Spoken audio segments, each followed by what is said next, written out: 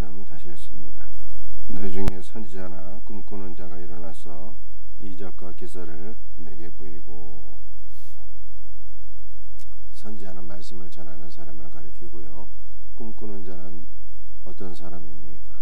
성경이 다 기록되기 전에는 꿈이 계시의 통로가 되기도 했습니다. 꿈을 통해서 하나님의 뜻을 분별하게 되는 것이죠. 그런데 여기서 선지자나 꿈꾸는 자는 올바른 선지자를 가리키는 것이 아니라 거짓 선지자, 꿈을 통해서 하나님의 뜻을 바르게 분별하지 못하는 이 거짓 선지자들을 의미하는 것입니다. 1절 하반절과 2절 말씀을 읽습니다. 이적과 기사를 내게 보이고 그가 내게 말한 그 이적과 기사가 이루어지고 너희가 알지 못하던 다른 신들을 우리가 따라 섬기자고 말할지라도. 거짓 선지자들이 일어나서 이스라엘 백성들을 미혹하는데요, 이들은 단순한 거짓 선지자들이 아니라 능력 있는 사람들입니다. 이적과 기사를 행하고 그들이 말한 모든 것들이 다 성취가 되는 그러한 놀라운 능력을 갖고 있는 사람들이었어요. 이렇게 큰 능력으로 사람들을 미혹하는 거예요. 이스라엘 백성들아, 너희가 알지 못하던 다른 신을 따라 섬기자, 이렇게 미혹을 한다는 것입니다. 여러분들, 이스라엘 백성들이 알지 못하는 다른 신이란 어떤 신입니까? 우리 하나님은 말씀으로 천지 만물을 창조하신 하나님, 또 이스라엘 백성들이 섬기는 하나님은요, 이스라엘을 종되었던 애굽 땅에서 구원해낸 여호와 하나님, 즉 예수 그리스도를 가리키는 것이죠. 주님을 떠나서 다른 신을 섬기자, 이렇게 미혹한다는 것입니다. 이러한 거짓 선지자들이 등장하게 되면 어떻게 하라고 말씀하고 있습니까?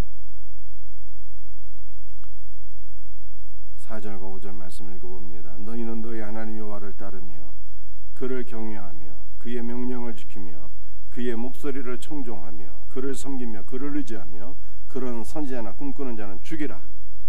모든 거짓 선지자나 꿈꾸는 자는 죽이고 그들의 말에 미혹되지 말며 너희는 오직 하나님만을 청종하고 따르고 사랑하고 섬기라, 이렇게 말씀하고 있습니다. 우리를 미혹하는 거짓 선지자가 있다면 그들을 절대로 용납해서는 안 된다는 것입니다. 그들을 다 죽이라고 말씀하셨어요. 6절 말씀 보시기 바랍니다. 내 어머니의 아들 곧 내 형제나 자매나 내 품의 아내나 너와 생명을 함께하는 친구가 가만히 너를 깨어 이르기를 너와 내 조상들이 알지 못하던 다른 신들. 7절 곧 내 사방을 둘러싸고 있는 민족, 내게서 가깝든지 내게서 멀든지 땅 이 끝에서 저 끝까지에 있는 민족의 신들을 우리가 가서 섬기자 할지라도. 여러분들, 1절부터 5절까지의 말씀은 거짓 선지자가 등장해서 이스라엘을 미혹하는 것이죠. 그런데 6절 이하의 말씀은 어떤 말씀입니까? 거짓 선지자들이 아니라 사랑하는 가족들이 미혹하는 상황이에요. 부모, 형제, 아내, 친구들, 내가 사랑하는 나와 가까운 사람들이 이스라엘 백성들을 미혹하는 거예요. 우리가 알지 못하는 다른 신을 따르고 섬기자, 이렇게 미혹하는 상황입니다. 그러면 어떻게 하라고 말씀하셨어요? 8절 말씀 보니까 너는 그들을 따르지 말며 듣지 말며 궁일이 여기지 말며 애석히 여기지 말며 덮여 숨기지 말고. 9절 너는 용서 없이 그를 죽이라고 말씀하셨어요.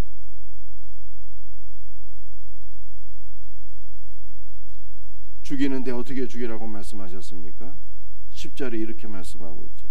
그는 애굽 땅 종되었던 집에서 너를 인도하여 내신 내 하나님 여호와께서 너를 꾀어 떠나게 하려 한 자이니 너는 돌로 쳐 죽이라.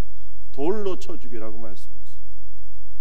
너를 미혹하는 자가 사랑하는 가족일지라도 너는 그들을 긍휼히 여기지 말고 죽이되 돌로 쳐 죽이라, 이렇게 말씀하셨어요.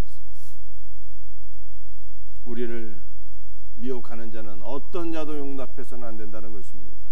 그런데 우리 하나님께서는 십계명을 통해서 살인하지 말라고 하는 계명을 주셨는데 어떻게 신명기 14장은 계속 죽이라는 말씀만 나오는 것입니까? 죽이라, 돌로 쳐 죽이라 이렇게 말씀하고 있잖아. 여러분들 이 돌로 쳐 죽이라는 것을 문자적으로 해석해갖고 다 돌로 쳐 죽이면 믿지 않는 가족들, 우리를 유혹하는 자들 다 돌로 쳐 죽이면 우리는 계명을 어기는 것일 뿐만 아니라 사회적으로도 광신자 집단이 되어갖고 큰 문제를 일으킬 것입니다. 여러분들 돌로 죽이라고 하는, 쳐 죽이라고 하는 말씀이 무슨 말씀입니까? 돌은 그리스도를 가리키는 거예요. 아버지의 아들. 그리스도 안에서 죽어야 된다는 것이죠. 바울이 고백한 대로 그리스도와 함께 죽었나니 그리스도와 함께 죽고 그리스도와 함께 다시 살아나야 되는 것이죠. 돌이신 그리스도로 다 쳐서 죽이라 이렇게 말씀하고 있는 것입니다. 여러분들 이것이 십자가에서 이루어졌잖아요. 우리는 예수 그리스도와 함께 죽고 예수 그리스도와 함께 다시 살아난 자들입니다. 우리를 미혹하는 자들이 있다면 우리는 그들을 그리스도께로 인도해서 그리스도로 죽고 그리스도로 다시 살아나는 역사가 일어나게 되어야 한다라고 말씀하고 있는 것입니다. 세 번째 상황을 한번 보시겠습니다. 12절입니다. 내 하나님 여호와께서 내게 주어 거주하게 하시는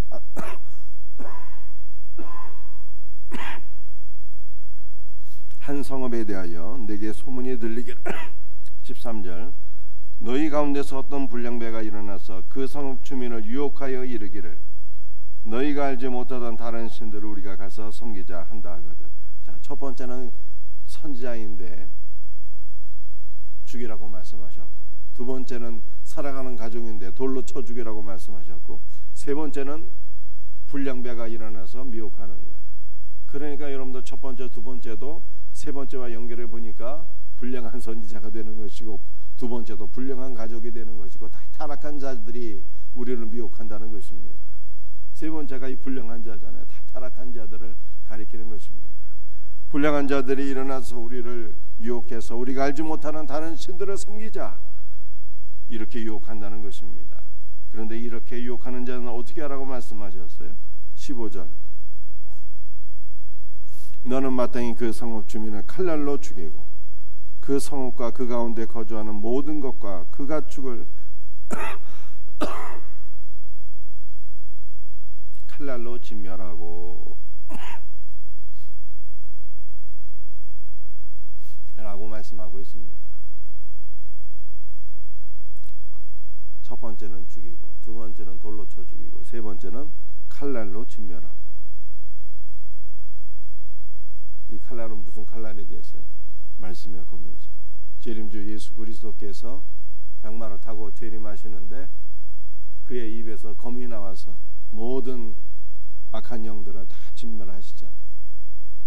말씀의 검을 가리켜 말씀의 검으로 다 진멸해서 모든 불량한 자들을 타락하여서 우리를 미혹하는 모든 악한 영들을 말씀의 검으로 다 진멸해야 되는 것이죠. 악한 영에게 사로잡힌 모든 자들을 말씀의 검으로 진멸해서 거룩한 산제물로 하나님께 바쳐야 되는 것입니다.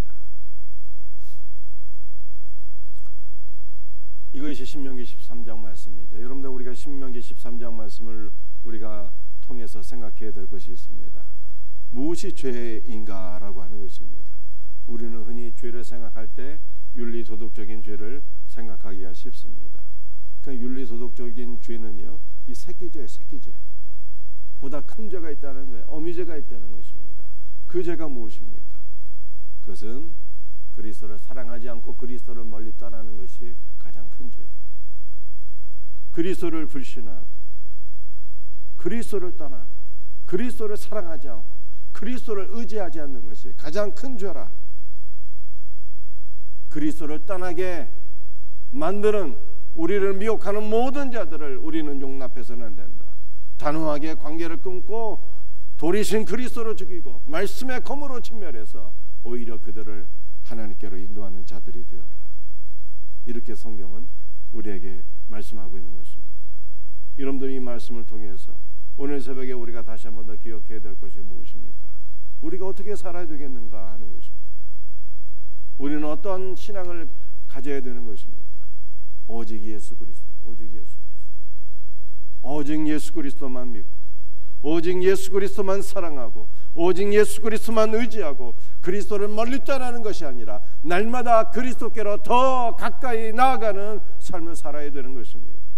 날마다 주 예수께로 더 가까이 나아가서 그와 더불어 연합하고 하나가 되고 그를 온 마음으로 사랑하고 주 예수를 위해서 살아야 된다는 거예요.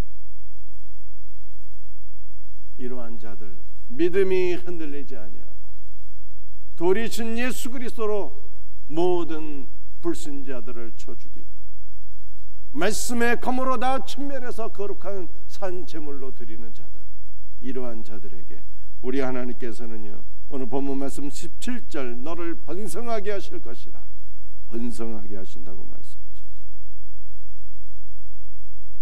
오늘 이 놀라운 은혜가 우리에게 있기를 주 예수의 이름으로 축복합니다.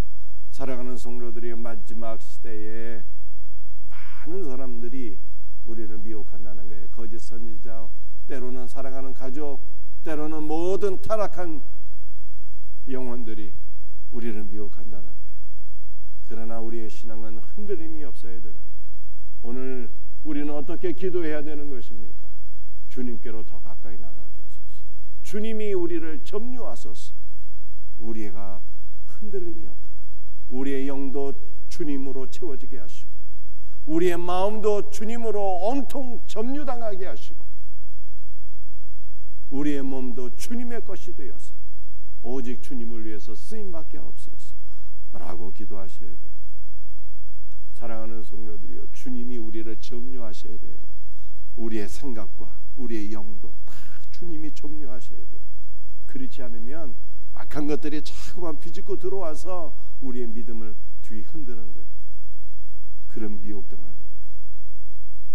악한 것들이 발 디딤이 없도록 오직 예수 그리스도로 점유당하게 하소서, 오직 예수님으로 충만하게 하소서 라고 기도하셔야 돼요.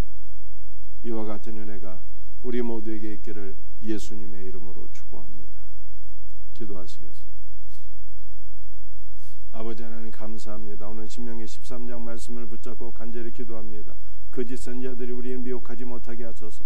때로는 사랑하는 가족들이 우리를 미혹할지라도 흔들림이 없게 하여 주옵소서. 어떤 불량한 자들, 어떤 악한 영들이 우리를 미혹할지라도 흔들림이 없도록 은혜를 베풀어 주시옵기를 간절히 기도합니다. 예수 그리스도를 불신하고 예수 그리스도를 떠나고 예수 그리스도를 사랑하지 않는 것이 가장 큰 죄라고 말씀하고 있사오니 주 예수여, 오늘도 주님만을 사랑하기 원합니다.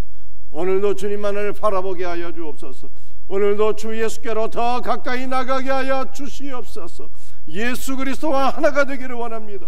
주 예수여, 우리가 미혹당하지 아니하도록 능력의 손으로 붙잡아 주옵소서. 예수 그리스도로 오직 충만하게 하여 주옵소서. 우리의 영도 우리의 마음도 우리의 몸도 다 온전히 주의 것 되게 하여 주옵소서. 오직 주님께로 더 가까이 나가기를 원합니다. 주님만 더욱더 사랑하기 원합니다. 연약한 자들 다 붙잡아 주옵소서. 주 예수여 함께하여 주옵소서. 예수님의 이름 받들어 간절히 기도드립니다.